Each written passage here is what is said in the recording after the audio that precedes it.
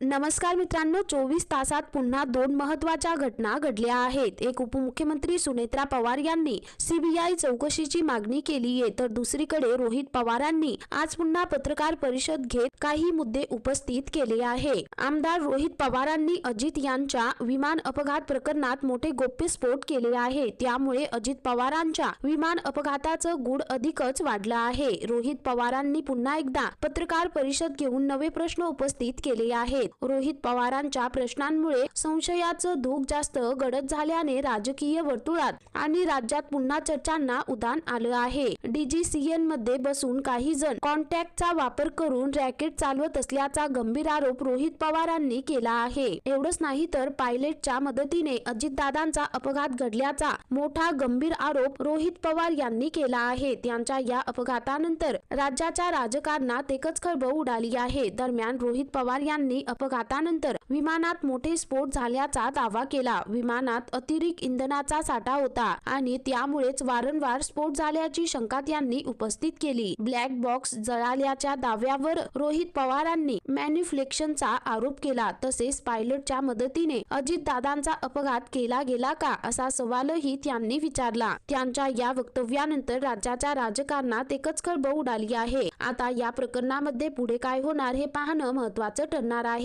तर मित्रांनो, एकंदरीत संपूर्ण प्रकरण पाहता या संदर्भामध्ये तुमची काय प्रतिक्रिया आहे खाली कमेंट करून नक्की कळवा.